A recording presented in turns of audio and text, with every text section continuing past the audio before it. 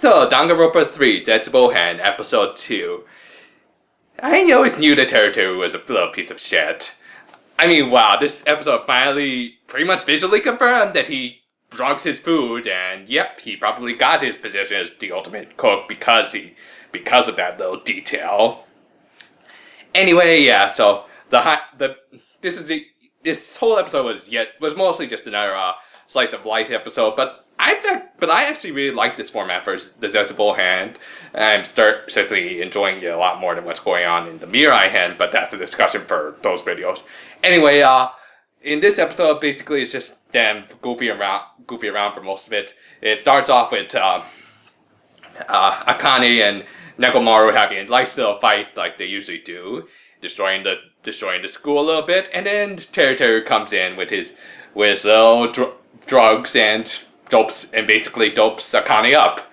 You really should be careful, or else you might end up like Brock Lesnar at this point.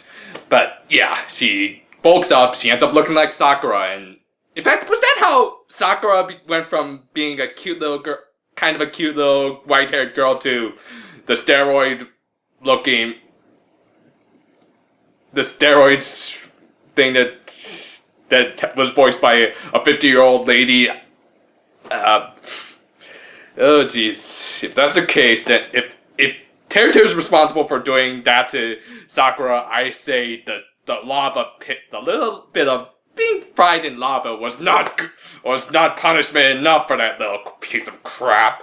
But yeah, anyway, so after that little bit of ridiculousness, they switched over to Hajime for a little bit, and he had a little talk with both Chisa and Tengan, Tengan being the former headmaster, and basically, I think it's highly suggested that they're talking about the Izuru Kamakura project, and how Hajime is of course considering not to take part in a little project that possibly might involve lobotomy.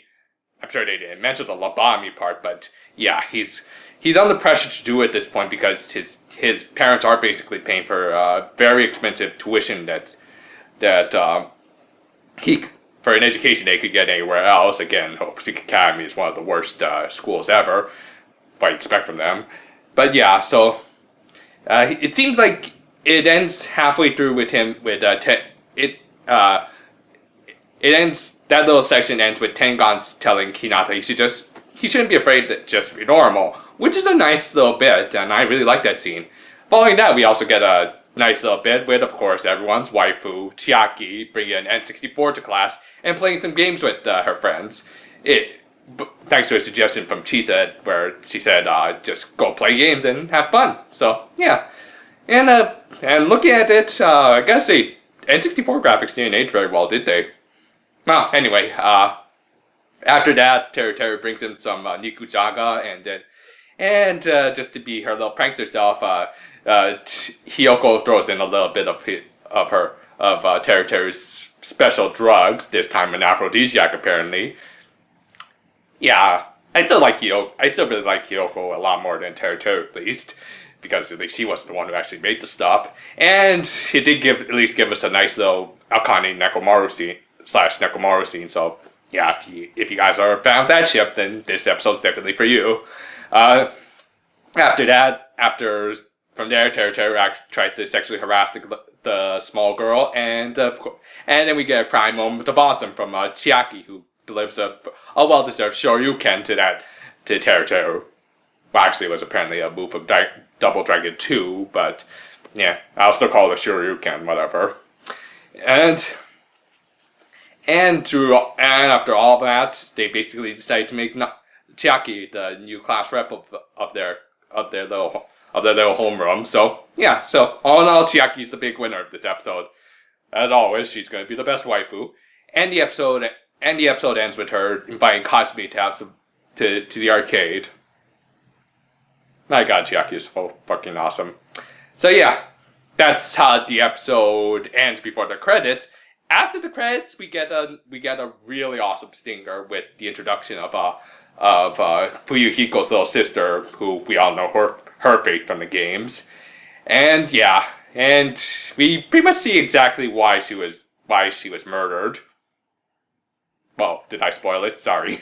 Anyway, yeah. So overall, really good episode in my opinion. I like that Zetsubou-hen is going the more slice of life route, but still at least adding in those little story bits like Hajime being concerned about the Izu Kamakura project, and of course introducing Hiko's little sister, who's in the reserve departments. Even though I thought she had like the title of Ultimate Little Sister. Does she get that title later, I guess? Actually, yeah, that would make sense. The reserve department is meant to start to develop Ultimate, so maybe she eventually got the title of Ultimate Little Sister. Again, I'm not sure how you could actually make an Ultimate out of a Little Sister. How Ultimate Little Sister can be that big of a significant Ultimate, but this is Hope Sick Academy. I should not be surprised at this point. So, yeah. Another great episode from Zetsubou-hen. It's certainly better than certain episodes that are stirring up a little bit of controversy and a lot of discussion on whether or not a certain character's death was acceptable or not. Actually, 2 character deaths, but whatever. I had a lot of fun. Check it out. I don't want to spoil any more than I already have, so yeah. That's all I have to say for now. Again, let me just check on my notes. I always have to check on these notes. Yeah, pretty much all there is. Oh. Speaking of the deaths of the people from the Mirai-hen, they didn't have the theater again, so unfortunately we did see that person in the theater. But yeah, other than that, nothing much else to say. Really good episode. Enjoying Zetsubou-hen a lot more than the Mirai-hen at this point. So, but maybe that'll change. I hope that Mirai-hen can actually pull out some interesting twists next week. But for now, I'll see you guys next time for that, and farewell for now, my friends.